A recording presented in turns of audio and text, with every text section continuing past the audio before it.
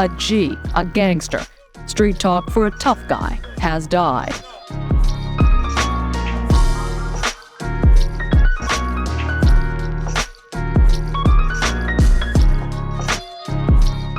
His friends take him into his hangout, Rose Tavern, for one last round. They chant the hard question.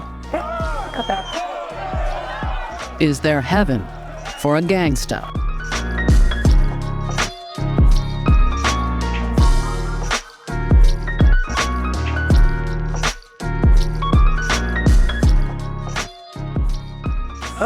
Is there heaven for a gangsta? It's a lyric from a rap song. Is there... The rapper, Master P. He's a friend of Randall Watts. They're from the same neighborhood. I done seen people get held up at gunpoint. You know, I done ran for my life trying to dodge a drive-by. You gotta be from there to understand that. Police say it's getting better. But this is still one of the most violent places in one of the most violent cities in the country. Callio Projects, 3rd Ward, New Orleans. It's you body. We say you body. I represent where them kids say 3rd Ward, Callio Projects, we got all that. This is small hood, but it's all good. If it's the righteous, ain't got nothing on my neighborhood. I'm body. Born Percy Miller, Master P is back in the hood with his record label crew. Everyone at Callio knows him. 7 years ago, he was the guy selling CDs out of his car. Now he runs his own record label. We know, let me soldier. Makes his own movies. We know, let me soldier. Raw ghetto ambition and hard work made him a rich man.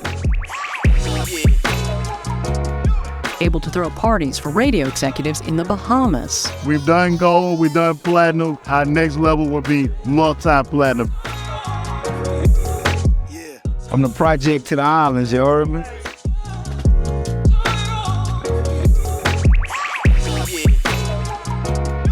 He took us to the apartment on Irato Street, where he, 3 brothers, and a sister were raised by his grandmother.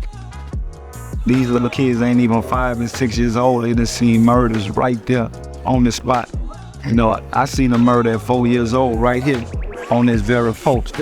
A turning point. How could it be?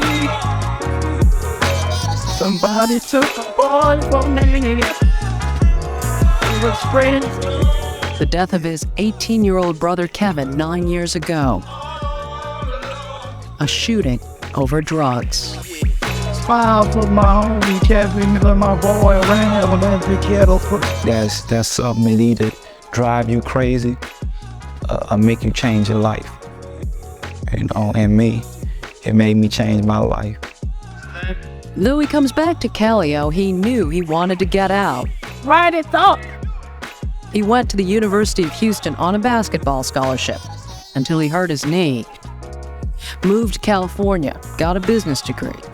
Started a record store, and turned it into a record label. This grassroots knowledge of the marketplace got him his first gold record for The Ice Cream Man.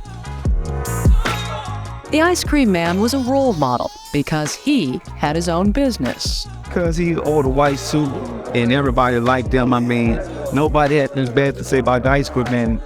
People spent money with him.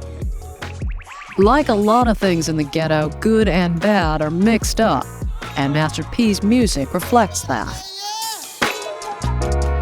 In street slang, ice cream can mean drugs, but he would become a different kind of ice cream man. Mr. Ice Cream Man. Instead of drugs, he's selling music. He resents criticism the music promotes violence.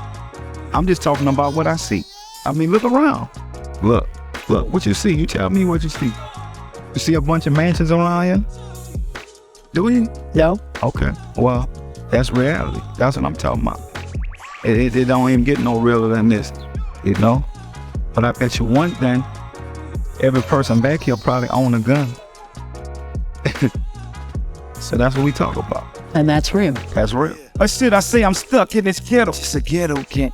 Being real is crucial to a rapper's reputation. If he softens the harsh reality of life, he risks losing credibility with his ghetto audience and risks his success. Ghetto kid. A ghetto. Master P keeps it real in his music, but he says he doesn't condone violence in real life. I done come from that, and I'm trying to go an opposite way.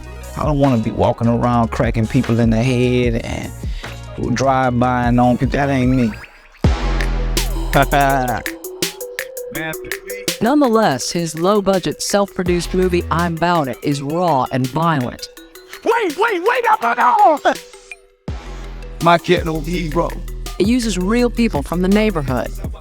His high school basketball coach directed it.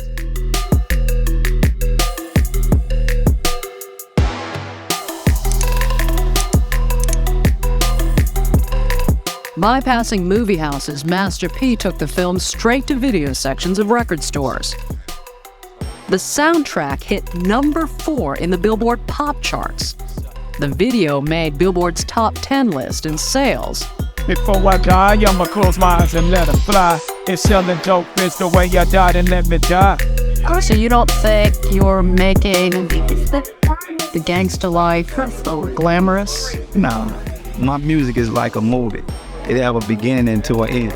And if you listen to the end of my music, you're gonna learn something. I mean, if you listen to the beginning, you're probably gonna think it's negative. As in this song, My ghetto hero. which ends like this. And heroes, sometimes they end up being zeros. The reason why I make my music like this, I'm really trying to show them that, you know what, it is another way out. Young girls. It's 12 o'clock at night, it should be at home. New Orleans policeman Norman Taylor doesn't buy it. He believes gangster rap offers no solutions, that it treats women badly and glorifies violence. And they talking about shooting down the police and getting your gat and cracking on this. And that's ridiculous. That is totally ridiculous. I mean, no one criticizes the Godfather movies for being too violent. Charlie R. Braxton writes about the rap scene. I think that in order for you to change the music, you got to change the reality from which the music is born. The music reflects the reality. The music doesn't create the reality. That ghetto reality is fascinating to young record buyers. Rap music is now a $1 billion a year business. Most of its buyers are white teenagers. Yeah, I'm about it. This the closest they could get to the ghetto. And people want to know. I mean, when white kids watch the movie, they say, man, that's how it is out there. It's better to let people watch and listen to stuff because they get a chance to make their opinion. You know, when you tell them the good stuff and the bad stuff, and that's what learning is all about. We know them as soldiers. Unlike other rappers, Master P has not sold out to bigger interests. He prides himself on his independence and business skills, and he's issuing a warning to all gangbangers, dopers, and G's from this platform of success.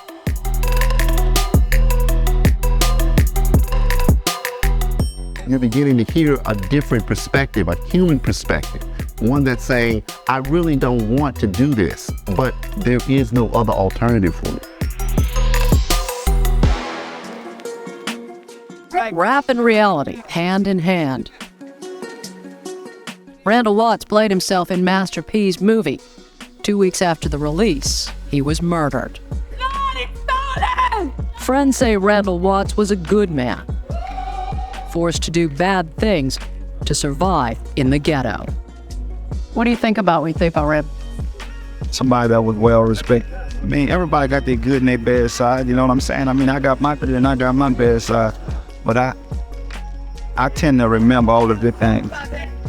Master P believes he's the ice cream man, the role model for the ghetto, not as a gangster rapper, but as a hard worker whose labor got him out, and who has never turned his back on those still there. So Calio and Master P gave Randall Watts a real New Orleans send-off. Man, I'm glad you're going on to a better place, because it ain't no more fighting, it ain't no more shooting, and it ain't no more tears. And that's what we dance for.